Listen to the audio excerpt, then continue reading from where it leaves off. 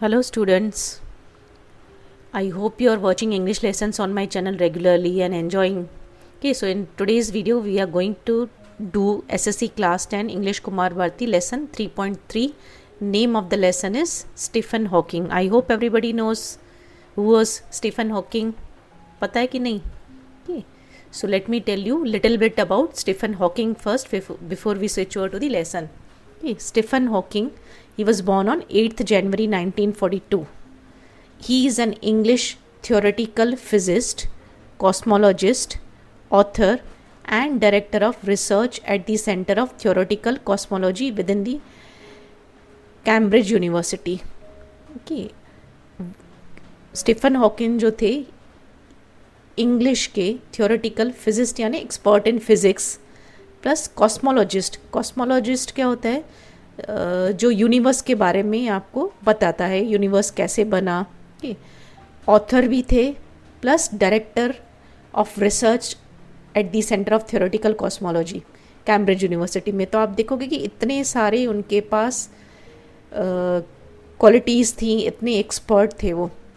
Hawking was the first to set out a theory of cosmology explained by a union of the general theory of relativity and quantum machines.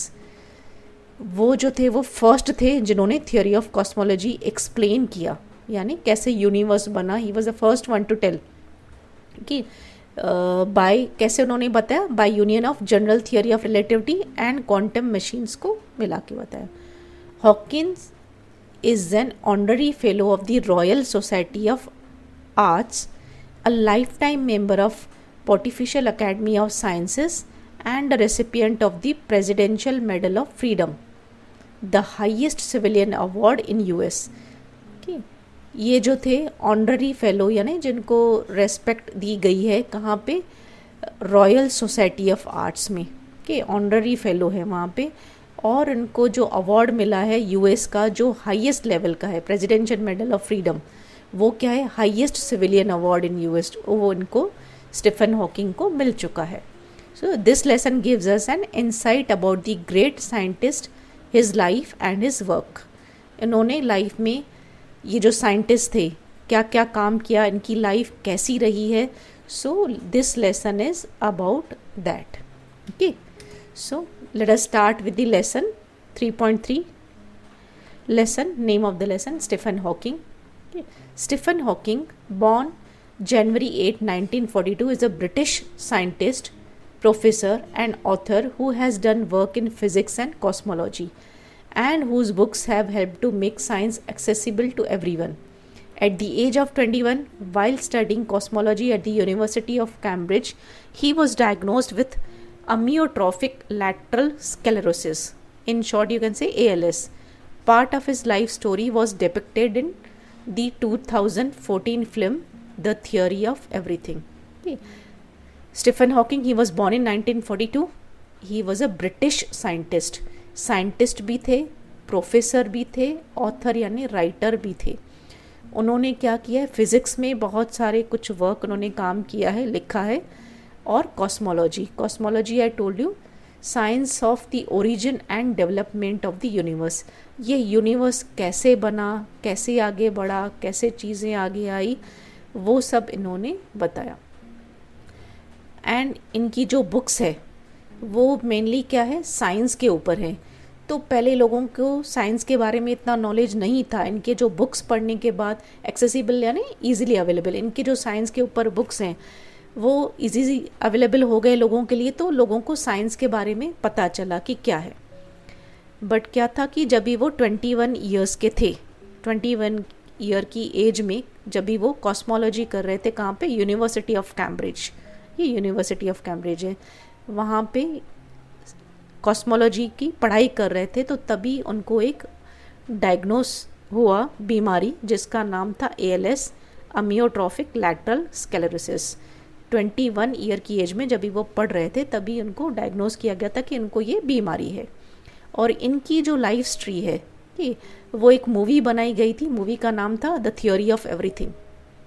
कि वो कभी आई थी, 2014 में ये movie आई थी. तो इनकी जो लाइफ हिस्ट्री है ये मूवी में भी बताई गई है. Over the years, Stephen Hawking has written or co-written a total of 15 books. A few of the most noteworthy include: in 1988, Hawking catapulted to international prominence. Catapulted means launched. With the publication of A Brief History of Time, the short informative book became an account of cosmology for the masses and offered an overview of space and time, the existence of God and the future. Masses यानी large number of people. The work was an instant success, spending more than 4 years atop यानी on the top of the London Sunday Times bestseller list. Since its publication, it has sold millions of copies worldwide and been translated into more than 40 languages. Okay, now Stephen Hawking जो है उन्होंने total 15 books लिखी हैं. कुछ उन्होंने अकेले लिखी हैं, कुछ किसी और के साथ मिल के लिखे हैं. को रिटन यानी he has written with somebody else helped him in writing the books. So total he has written 15 books. उसमें से कुछ बुक जो उन्होंने लिखे हैं उनके बारे में ये लेसन में बताया गया है. अभी जैसे इन 1988 में उन्होंने लॉन्च किया था a brief history of time. ये जो बुक था उन्होंने लॉन्च किया था. बहुत ही इंफॉर्मेटिव बुक था. उस पर कॉस्मोलॉजी के बारे में लोगों को बताया गया था, स्पेस के बारे में, टाइम के बारे में, गॉड की एग्जिस्टेंस के बारे में, फ्यूचर के बारे में, ये सब उस बुक में लिखा था कि तो उनको बहुत सक्सेस मिला.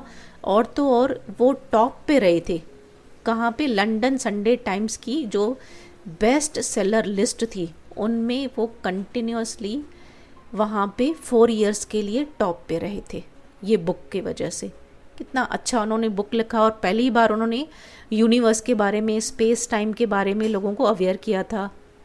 तो इसके लिए वो बेस्ट सेलर लिस्ट में रहे थे 4 साल तक. और इनकी जो पब्लिकेशन, ये बुक पब्लिश हुई, उसके बाद ये बुक इतनी अच्छी लगी लोगों को कि मिलियंस ऑफ कॉपीज़ उनकी बनी. और तो और ये 40 लैंग्वेजेस में ट्रांसलेट भी हुआ. ये बुक हमारे इंडियन हिंदी लैंग्वेज में भी है इफ़ यू वांट टू सी. तो ये 40 लैंग्वेज में ट्रांसलेट भी हुआ. तो आप समझ सकते हो कि कितना उनको पब्लिसिटी मिला ये बुक की वजह से. Okay, A Brief History of Time also wasn't an easy to understand as some had hoped. So in 2001, Hawking followed up his book with The Universe in a Nutshell, which offered a more illustrated guide to cosmology's big theories. अभी ये उन्होंने book बनाया, but as usual लोगों को समझ में कम आया. उनको जितना उन्होंने सोचा था इतना नहीं समझ में आया बुक. तो उसके बाद स्टीफन हॉकिंग ने 2001 में एक और बुक लिखी जिसका नाम था the universe in a nutshell. तो इसमें थोड़ा ज़्यादा अच्छे से कॉस्मोलॉजिकल थियोरीज उसमें एक्सप्लेन की गई थी. इन 2005 Hawkins authored the even more accessible A Briefer History of Time, which further simplified the original work's core concepts and touched upon the newest developments in the field like string theory. अभी 2001 में the universe in nutshell बनाया जो कि पहले वाले से, brief history वाले से बेटर था. बट फिर वापस 2005 में उन्होंने और अच्छे ईजीली एक्सेसिबल बुक बनाई जिसका नाम था a briefer history of time. Okay, उसमें और सिंपल तरीके से उन्होंने बताया था. Core means central, basic. और स्ट्रिंग थियरी क्या होता है कि a cosmological theory on the existence of cosmic string. ये जो यूनिवर्स में अलग अलग चीज़ें हैं किस स्ट्रिंग से बंधी हुई हैं, कैसे कनेक्टेड हैं, कि तो वो सब उन्होंने, सब न्यूएस्ट जो डेवलपमेंट्स थी सब उन्होंने ये वाले बुक में बताई. कौन सी? A briefer history of time. कि पहले ब्रीफ हिस्ट्री ऑफ टाइम, फिर द यूनिवर्स इन नटशेल, उसके बाद a briefer history of time. Okay, now together these 3 books along with Hawking's own research and papers articulate the physicist's personal search for the science holy grail, a single unifying theory that can combine cosmology, yani the study of big, with quantum mechanics, yani the study of small, to explain how the universe began. It's this kind of ambitious thinking that has allowed Hawkins, who claim he can think in 11 dimensions, to lay out some big possibilities for humankind. he has convinced that time travel is possible and that humans may indeed colonize their planets in the future. okay, अभी ये जो तीनों books थी उनके ऊपर जो इन्होंने Hawking ने रिसर्च किया, पेपर किया, आर्टिकुलेट यानी टू स्पीक और टू शो, तो उनमें दिखाया कि ये जो फिजिसिस्ट थे, फिजिक्स एक्सपर्ट थे, उनकी जो पर्सनल सर्च थी साइंस के ऊपर, कि होली ग्रेल का मतलब होता है a thing which is eagerly pursued और सॉट आफ्टर, जिसके पीछे वो पड़े थे साइंस के सर्च के ऊपर, कि यूनिफाइंग यानी जॉइनिंग थियोरी दैट कंबाइन, जो थियोरी इन्होंने बनाई कॉस्मोलॉजी को कंबाइन किया विथ क्वांटम मैकेनिक्स, वो सब लोगों को बताना चाहते थे। Wanted to explain how universe began, ये जो यूनिवर्स है चालू कैसे हुआ, कैसे कैसे इसमें चेंजेस आई, कैसे वो जुड़ते गए, तो वो सब उन्होंने ये बुक्स के थ्रू और अपनी जो सर्च थी, उनकी जो चाहना थी, वो सब उन्होंने लिख के लोगों को अवेयर किया कि he was very ambitious about this. And he also claims, he says that he can think in 11 dimensions, उनको लगता है वो ऐसे सोच सकते हैं कि 11 डायमेंशंस में। और उन्होंने ये भी बताया कि टाइम ट्रैवल पॉसिबल है। टाइम ट्रैवल क्या होता है कि आप फ्यूचर के बारे में प्रेडिक्ट कर सकते हो, पास्ट के बारे में आप पास्ट में जा सकते हो, फ्यूचर में जा सकते हो, टाइम ट्रैवल पॉसिबल है, उन्होंने ऐसे बताया। और तो और उन्होंने ये भी बताया कि ह्यूमंस आगे चल के दूसरे प्लानट पे भी in future they can be able to colonise on other planets also, इनका कहना था। In September 2010, Hawking spoke against the idea that God could have created the universe in his book The Grand Design. अभी 2010 में उन्होंने एक book लिखी थी the grand design, उसमें उन्होंने क्या बोला कि गॉड ने ये यूनिवर्स, बहुत सारे लोगों का मानना है कि गॉड ने ये यूनिवर्स क्रिएट किया, बट ये जो है स्टीफन हॉकिंस इसके अगेंस्ट थे। वो बोल रहे थे मैं उससे सहमत नहीं हूँ कि गॉड ने ये यूनिवर्स बनाया है, वो उसके अगेंस्ट थे। Hawking previously argued that belief in a creator could be compatible with modern science theories. His new work, however, concluded that the Big Bang was the inevitable consequence of the laws of physics and nothing more. Inevitable यानी unavoidable. Big Bang क्या था? It shows how universe began. And nothing more, because there is a law such as gravity, the universe can and will create itself from nothing. Hawking said, spontaneous creation is the reason there is something rather than nothing, why the universe exists, why we exist. अभी as I told you, उनके जो book है grand design, उन्होंने इसके against में लिखा, वो उस फेवर में नहीं थे कि गॉड ने ये यूनिवर्स बनाया है, वो उसके अगेंस्ट में थे। इवन उन्होंने आर्ग्यू भी किया था कि ये जो क्रिएटर है यानी ये जो गॉड है कि और कंपैटिबल यानी able to get along well, जो मॉडर्न साइंस की थ्योरी के हिसाब से जो उन्होंने बताया था कि ये यूनिवर्स अपने आप ही बन गया, तो ये उसके लिए आर्ग्यू किया था उन्होंने कि गॉड ने ये क्रिएट किया है। और जो बिग बैंग थियोरी है यानी universe began which is sure to happen, वो जो है कि इनका कहना था कि जैसे ग्रेविटी है, कि ग्रेविटी क्या होता है कि अर्थ अट्रैक्ट्स थिंग्स टुवर्ड्स इटसेल्फ, तो ग्रेविटी जैसे है कि यूनिवर्स भी वैसे ही है, अपने आप ही क्रिएट हो गई। जैसे ग्रेविटी कैसे बन गई वैसे यूनिवर्स भी अपने आप क्रिएट हो गया, स्पॉन्टेनियस यानी वॉलंटरी, अपनी मर्जी से ये जो है क्रिएशन हो गया कि there is something rather than nothing, कुछ ना कुछ था, इसकी वजह से हो गया, इसकी वजह से यूनिवर्स एग्जिस्ट कर रहा है, हम लोग एग्जिस्ट कर रहे हैं, यूनिवर्स है, हम हैं। बट ही वॉज अगेंस्ट कि हम गॉड को लेके आए कि गॉड ने ये यूनिवर्स बनाया। The Grand Design was Hawking's first major publication in almost a decade यानी 10 years period. Within his new work, Hawking set out to challenge Sir Isaac Newton's belief that the universe had to have been designed by God simply because it could not have been born from chaos. अभी chaos यानी confusion.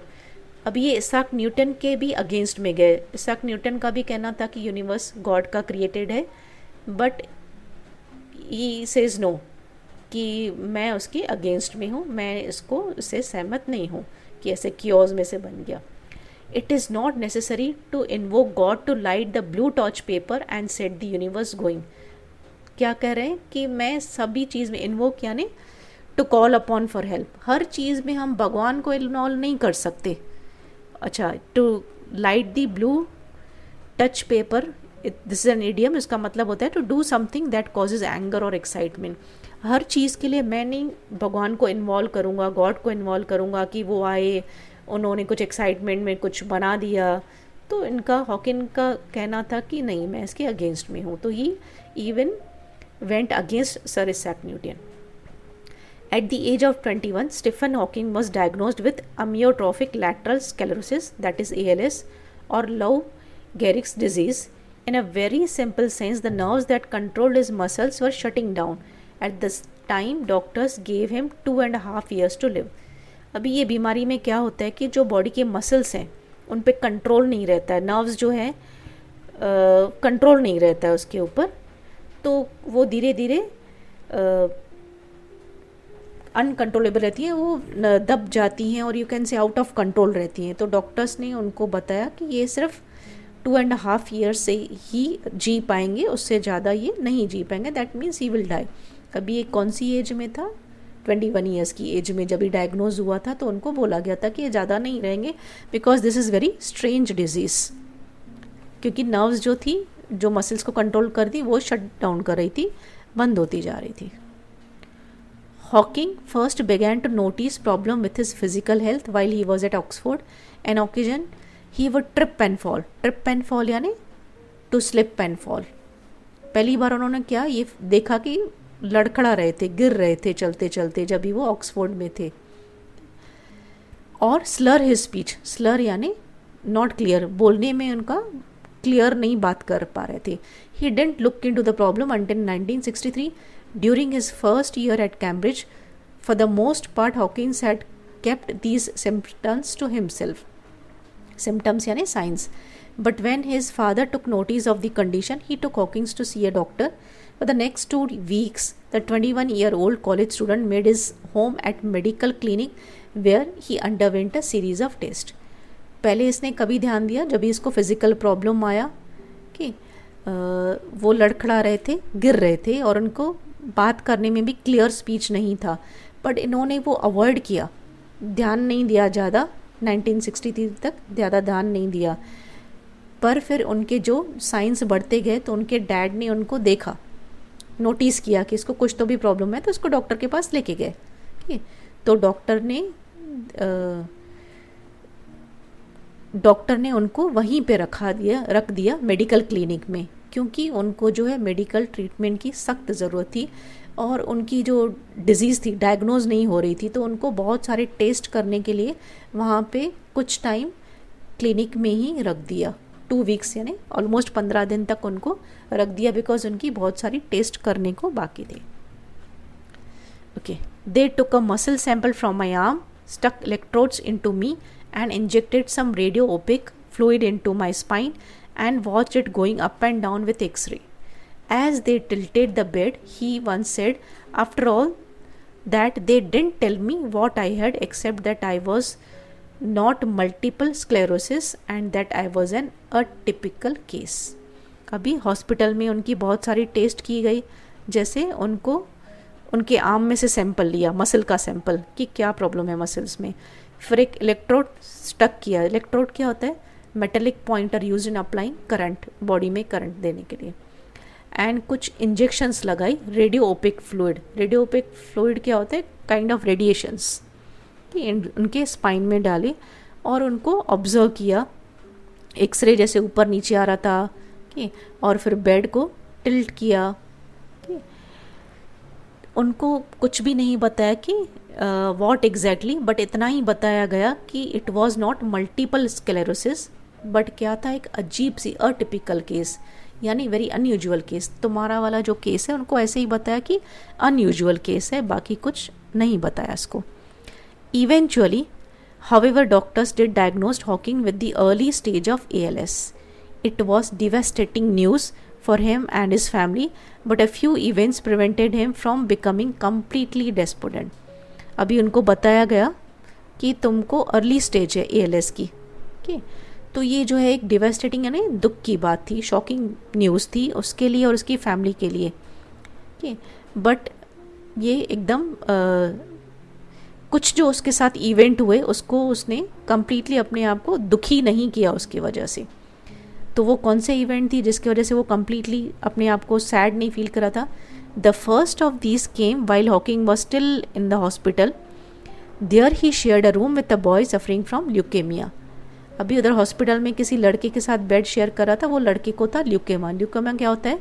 एक तरह का cancer होता है, a malignant progressive disease in which the bone marrow and the other blood forming organs produce increase number of abnormal white blood cells. White blood cells बढ़ जाते हैं। तो उसके बाजू में एक लड़का बेड शेयर कर रहा था जिसको ल्यूकेमिया था। Relative to what his roommate was going through, Hawking later reflected his situation seemed more tolerable. Not long after he was released from the hospital, Hawking had a dream that he was going to be executed. Executed यानी die. He said his dream made him realize that there were still things to do with his life. Okay. अभी कुछ कुछ चीज़ें जो उसके साथ हुई, कुछ बातें हुई, तो उसको वो कम्प्लीटली दुखी नहीं हुआ उनकी वजह से। तो पहली क्या बात थी कि हॉस्पिटल में किसी फ्रेंड जो रूम शेयर कर रहा था वो बॉय को ल्यूकेमिया था, तो उसकी हालत देख के लग रहा था कि मैं तो से मच बेटर हूँ, मेरी तो फिर भी सहन करने जैसी बीमारी है, इसकी तो इंटॉलरेबल बीमारी है। और उसके बाद एक बार स्टीफन हॉकिंग ने सपना देखा कि वो मर रहे हैं कि, तो तभी उसको लगा कि अरे मैं तो कभी भी मर जाऊँगा, मुझे तो ज़िंदगी में बहुत कुछ करना है, तो मुझे जीना है। In a sense, Hawking's disease helped him become the noted scientist he is today. Before the diagnosis, Hawking hadn't always focused on his studies. Before my condition was diagnosed, I had been very bored with the life. He said, there had not seemed to be anything worth doing. With the sudden realization that he might not even live long enough to earn his PhD, Hawking poured himself into his work and research. अभी Hawking की disease की वजह से उन्होंने क्या किया कि अभी मुझे बहुत कुछ करना है, तो इसकी वजह से उन्होंने बहुत अच्छा प्रोग्रेस किया, काम किया, तो उसकी वजह से वो बहुत फेमस साइंटिस्ट बने, जो आप जानते हो आज के टाइम में कि वो कितने अच्छे साइंटिस्ट बने। और वो बता रहे हैं कि मैं पहले स्टडीज़ पे इतना फोकस नहीं करता था, इतना ध्यान नहीं देता था जब तक मुझे बीमारी डायग्नोज नहीं हुई, क्योंकि मैं बोर हो चुका था अपनी लाइफ से, मुझे लग रहा था मेरी लाइफ में कुछ करने के लिए नहीं था।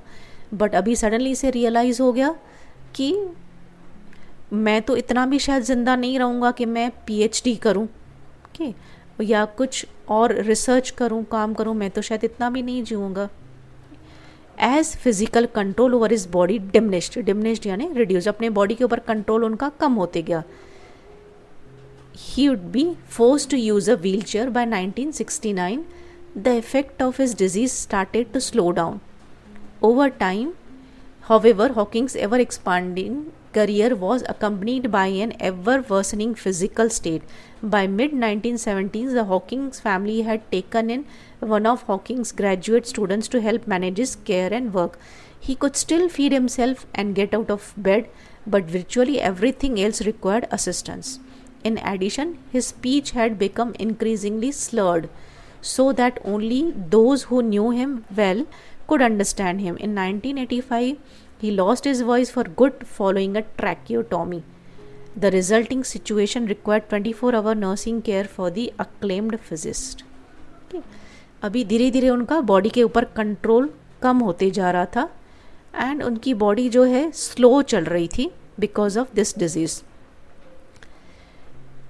उनकी कंडीशन जो है एकदम बुरी होती जा रही थी। और जब भी mid-1970s में तो ऐसी हालत हो गई कि उनका जो हॉकिंग का जो क्लासमेट था, ग्रेजुएशन में पढ़ रहा था, उसके लिए रखा गया कि उसकी हेल्प और केयर करे, हॉकिंग की हेल्प करे, उसके साथ उसके एक ग्रेजुएट स्टूडेंट को रखा गया है। हालांकि वो खुद फीड कर रहे थे अपने आप को, खाना खा सक रहे थे और बेड पे से उठ रहे थे, बट बाकी का जो मूवमेंट है, वॉशरूम तक जाना, उठना करना, वो सब वो नहीं कर पा रहे थे। और तो और उनकी स्पीच भी ख़राब होती जा रही थी, एकदम स्लर यानी इनडिस्टिंक्ट, नॉट क्लियर। तो जो उनको सिर्फ अच्छे से जानते थे वही उनकी लैंग्वेज समझ पा रहे थे, और कोई तो उनकी लैंग्वेज भी नहीं समझ पा रहे थे because it was not clear.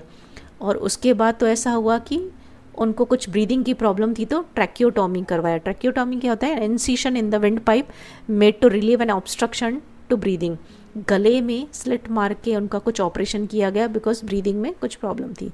तो जब ही उनका ट्रैक्योटॉमी किया तो उनकी जो आवाज़ थी वो भी चली गई, जो इनडिस्टिंक्ट अनक्लियर जो भी उनकी आवाज़ थी वो भी चली गई। ओके, तो अभी जो ये थे उनको क्या करना पड़ा, 24 आवर कोई ना कोई नर्सिंग के लिए उनके साथ रहना पड़ा। अक्लेम्ड यानी फेमस जो फिजिसिस्ट थे उनके पास अभी 24 आवर कोई ना कोई नर्स केयर करने के लिए उनके पास रखना ही पड़ा, क्योंकि अभी ये टोटली ये हो गए थे handicap. It also put in peril Hawking's ability to do his work. Peril यानी डेंजर। The predicament यानी difficult situation. The predicament caught the attention of a California computer program who had developed a speaking program that could be directed by head or eye movement. The invention allowed Hawking to select words on a computer screen that were then passed through a speech synthesizer. At the time of its introduction, Hawking, who still had use of his fingers, selected his words with a handheld clicker. Today, with the virtually all control of his body gone, Hawking directs the program through a cheek muscle attached to a sensor. अभी उनकी जो थी और life जो है serious danger में होती जा रही थी, उनको और प्रॉब्लम हो रहा था। तो ये जो प्रॉब्लम एक कैलिफोर्निया के कंप्यूटर प्रोग्रामर थे उन्होंने नोटिस किया, उनको पता चला। तो उन्होंने एक प्रोग्राम बनाया, स्पीकिंग प्रोग्राम। उसमें क्या था कि ये अगर अपना हेड या आंखें मूव करेंगे तो वो रीड करेगा और उसको लैंग्वेज में सिंथेसाइज करके और लैंग्वेज में स्पीच लाइक बना के और बताएगा। इसको सिर्फ क्या करना था, सिर्फ मुंडी हिलाना है या आंखें की मूवमेंट करनी है, तो वो उनको समझ के जो ऐप जो है प्रोग्राम जो है वो उसको सिंथेसाइज करके स्पीच में कन्वर्ट करेगा। तो जब भी ये प्रोग्राम बनवाया गया था तभी उनकी हाथ की मूवमेंट, फिंगर की मूवमेंट चल रही थी। तो उन्होंने जो वर्ड्स हैं एक स्टिक से, क्लिकर से वो करते और बताते गए क्या उनको करना है। बट आज जो है टुडे इनकी पूरी बॉडी का कंट्रोल चला गया है। तो अभी वो क्या करते हैं, अभी सिर्फ उनकी जो चीक की मसल्स हैं, गाल की जो मसल्स हैं वही सिर्फ मूव हो रही हैं, वही सेंसर को अटैच किया। सेंसर क्या होता है, अ डिवाइस विच डिटेक्ट्स और measures a physical property and records, indicates और अदरवाइज रिस्पॉन्स टू इट। तो चीक मसल्स जो हैं वो सेंसर को बताते हैं कि ये क्या बोलने चाहते हैं। यू कैन इमेजिन कैसी उनकी हालत रही होगी, बात नहीं कर पा रहे, चल नहीं पा रहे, बट इवन देन इन्होंने इतने सारे इन्वेंशंस किए, इतनी सारी थियोरीज बताई लोगों को। It's really great of him. Through the program and the help of assistants, Stephen Hawking has continued to write at a prolific rate.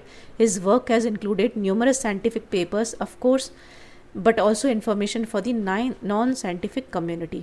अभी इमेजिन कर सकते हो ऐसी कंडीशंस में भी उन्होंने he has not left hope. फिर भी उन्होंने क्या किया है, बहुत कुछ लिखा है। Yes, continue to write at prolific यानी गुड स्पीड पे उन्होंने बहुत कुछ लिखा है और बहुत सारे साइंटिफिक पेपर भी, और इवन जो लोग साइंस नहीं समझते उनके तरीके में भी उन्होंने इंफॉर्मेशन लिखा है कम्युनिटी के लिए। Hawking's health of course remains a constant concern, a worry that was heightened in 2009 when he failed to appear at a conference in Arizona because of a chest infection. अभी 2019 में Arizona में कुछ ये थी conference थी, पर ये नहीं जा पाए। क्यों? क्योंकि उनकी चेस्ट इन्फेक्शन हुई थी, बहुत तकलीफ में थे। In April, Hawking, who had already announced he was retiring after 30 years from the post of Lucasian Professor of Mathematics at Cambridge, was rushed to the hospital for being what university officials described as gravely ill. It was later announced that he was expected to make a full recovery. अभी 2009 में वो conference में नहीं जा पाए because of chest infection. फिर अप्रैल में उन्होंने अनाउंस किया कि अभी मैं रिटायर कर रहा हूँ, मैंने 30 साल तक 30 ईयर्स तक मैंने काम किया है, बस अभी मैं रिटायर होना चाहता हूँ। कहाँ से? From the post of Lucasian professor of mathematics at Cambridge में वो पढ़ाते थे, वहाँ से अभी मैं रिटायर करना चाहता हूँ। बट तभी उनको हॉस्पिटल लेके गए, क्यों? वहाँ पे डॉक्टर ने बताया कि ही इज़ ग्रेवली इल, बहुत सीरियसली इल है, बहुत मुश्किल है इनका बचना। बट बाद में उनकी फुल रिकवरी हो गई, वहाँ से भी बच के निकल गए। So this was the lesson, but let me tell you, ये जो लेसन बना है तभी ये अलाइव थे, ये जो बुक आपकी लेसन बना है तब तक वो अलाइव थे. Let me tell you, in today's date he is no more. He passed away on 14th March 2018. That means he was 76 years old. और तब तक इन्होंने बहुत सारी अचीवमेंट, बहुत सारे बुक्स, बहुत कुछ साइंटिफिक थ्योरीज हम लोगों को बताई है, हमको दी है through his book. So really we should get inspiration from him कि in spite of so many problems, if he can do so many inventions, he can give knowledge to us, तो why can't we.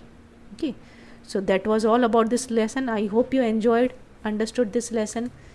Thank you for watching this video.